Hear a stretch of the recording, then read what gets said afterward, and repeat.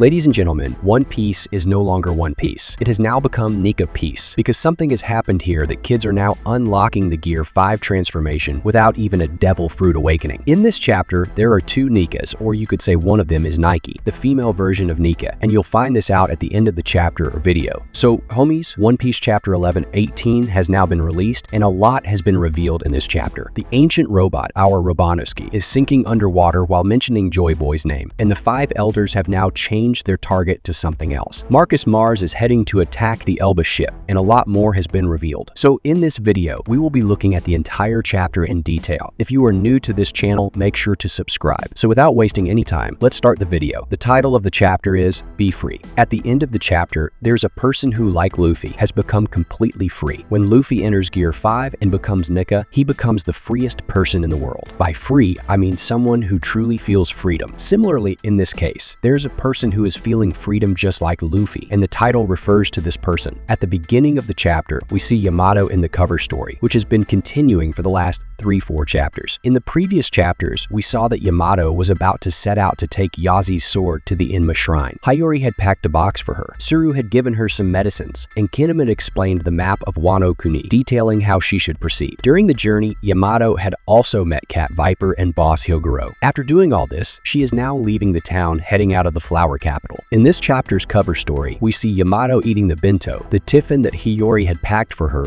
while leaving the town. It seems this story is going to be very important for the One Piece storyline since it has been continuing for the past 10 chapters. Here we might see something like Blackbeard sending some of his pirates to Wano for the ancient weapon Pluton. You might remember the character Caribou, who wanted to meet Blackbeard because he knows about 2 ancient weapons. So it's possible that these elements might connect in the cover story. Alright, moving on to the chapter. In the last chapter, we saw that Warcury had thrown the giant robot into the air, causing Vegapunk's message to stop. And at the end of the chapter, Warcury once again launched a fierce attack on Robanoski. This chapter starts from there. Warcury's attack sends the ancient robot flying into the air, and now the ancient robot is falling down, and it lands on the marine ship. The soldiers on the marine ship are scared seeing the robot. The robot is so big that as soon as it falls, the ship shatters into pieces. So our Robanoski is sinking into the water along with the ship. But at the same time, Robanoski is also saying something, slowly, bit by bit. The robot says, "Joy Boy, where did you go? I wanted our paths to cross. You were here, right, Joy Boy?" In saying this, the robot continues sinking into the water. So when Warcury attacked, the ancient robot was thrown into the air and collided with the ship. Because of this collision, the real transponder snail of Vegapunk, which was inside the robot, falls out into the water. Vegapunk's message, which had stopped, restarts for a short time with some glitches just before it completely stops. Vegapunk can only say, "And their name was," and then the message stops. Now people all over the world are reacting, wondering why Vegapunk's message stopped, and what situation caused Vegapunk's message to stop, and more importantly, what circumstances led to Vegapunk's death. Among these people, one person says that the world government killed Vegapunk, and another person standing beside him says, "No, Straw Hat Luffy kidnapped Vegapunk. It must be those pirates doing. That's why Vegapunk is dead." People all over the world are reacting and discussing this. Look at Alabasta, we see Koza, and in Dressrosa, we see Rebecca and Leo. Leo says, "So it's really Luffy land. That's why Vegapunk is dead." Rebecca responds, "Oh come on, do you really think so?" People are discussing among themselves that if Vegapunk's sins haven't harmed anyone or caused any loss, then why did the world government kill Vegapunk? This is a legitimate question, and such topics are being discussed about why the world government erased a genius from this world. After this, the scene shifts back to Egghead, focusing on York. The 5 elders ask York how many Vegapunks are still alive apart from her, who is currently connected to Punk Records. York reveals that besides her, there are 2 satellites still connected to Punk Records, Lilith and Atlas. York tells the Gorosei about Atlas's location, which is on the northeast coast on an LBF ship. York then says that Punk Records was designed in such a way that even if the main body, Stella, dies, the brain will continue to grow without the main body. Therefore, their greed for knowledge could be beneficial for them. So why kill them? However, the Gorosei reply that they do not need any more geniuses. The scene then shifts, showing the northeast coast where Luffy, Dory, Bragi, and the other giants are. Here, Luffy arrives at the Elbaf ship with Dory and Bragi. Luffy says, "So this is a giant ship. It's so huge." Meanwhile, Bluegrass, who attacked with Sea Beast on the Elbaf ship, has been turned into a girl by Bonnie using her powers. She's also turned Vice Admiral Doll into a child. The scene then shifts to Sanji talking to Nami via Den Den Mushi. Nami tells Sanji that with Edison's help, they have launched toward the ocean, but they will need his help during the landing. Sanji replies that he would even give his life to save Nami, Robin, and Lilith. From behind, Usopp says, "Brother, Frankie and I are also on this ship ship. Please save us too. And then the scene shifts to Luffy, who has already entered the giant's kitchen and is eating voraciously. And one more thing, there's no mention of what happened to Zoro and Jinbe. Inside the Alabasta ship, the main giant cook sees Luffy eating and says, "So you are Straw Hat Luffy. My boss has told us a lot about you. He also mentioned that you eat a lot, so I had prepared in advance for you." And then we see a bird flying straight towards the Alabasta ship like a rocket from a distance. And it's none other than Marcus Mars in his yokai form. As soon as Mars reaches the Alabasta ship, he immediately launches an attack with his mouth. Fire comes out of his mouth, and to block his attack, the three giants lift their shields and says, "Protect the little people." Due to Mars's attack, a fire breaks out on the giant's ship. However, the fire is confined to a small area because the ship is very large. The giants start extinguishing the fire since it is burning on a piece of cloth. After this, Bonnie says, "Let's move. Vegapunk and Dad will burn." And Dory and Brogy, looking at Mars, say, "Guess there is no ignoring these monsters. If they can fly, they can chase us to the ends of the world." Mars says, "Not a single one of you is permitted to escape." As soon as Mars says this, strong Haki and black lightning start emanating from the giant's ship as if an earthquake has struck, making the entire ship tremble. Then we hear Luffy's voice saying, "All right, my belly's full, let's go." As Luffy says this, he transforms into Nika, and upon seeing him, Bonnie says, "Nika." And hearing Nika's heartbeat rhythm, Dory and Brogy start dancing. Then Luffy says to Bonnie, "Bonnie, let's blow those guys away." Meaning, Luffy is encouraging Bonnie to transform into Nika as well. Bonnie says, "I couldn't keep up with you in that form." But Luffy says, "Of course you can. I don't know how your powers work, but I'm sure you've got this." Then Bonnie remembers the egghead incident where Luffy had said that this is the form where he feels the most free. The scene then shifts to the present and Bonnie says, "Distorted future. Give me a future where I'm free." And she transforms into Nika, the female version of Nika, which I'm calling Nike. Here Nike is not explicitly mentioned. I'm just saying it. Bonnie looks just like Gear 5, completely white in color. So now there are two Nikas. Their powers are not shown yet, but their presence has become so formidable that even the elders can sense it from afar. The elders start heading towards that strange presence. Then the scene shifts to the ancient robot that was sinking in the water. It starts reacting to Nika's presence again. I don't know which Nika's presence it's reacting to, but our Rabanowski's become reactive again, and it says, "There you are." Now there are many questions, such as how Bonnie transformed into Nika. It took Luffy 12 years to do so, but for Bonnie, it was just a matter of thinking about it. And Bonnie's devil fruit is Toshitoshi no Mai. So how did she get the power of Hito Hito no Mai model Nika? If that's the case, Bonnie could use everyone's powers. Anyway, maybe Bonnie's fruit is Toshitoshi no Mai model Nika. We'll talk about this in another video, but if you remember a few chapters ago, Saturn mentioned that the white form of Nika from Straw Hat doesn't seem to have connected to her internally yet. So is Luffy's current form incomplete? And Saturn used Tears here. So maybe this is related to Bonnie because Saturn is the one who experimented on Bonnie, or it could be that the two of them together form the complete Nika form. So with that, our chapter 11-18 ends here. After reading this chapter, definitely let me know in the comments how you liked Bonnie's Nika form. If you enjoyed the video, make sure to like it and subscribe to the channel. We'll meet again with another amazing video. Until then, goodbye.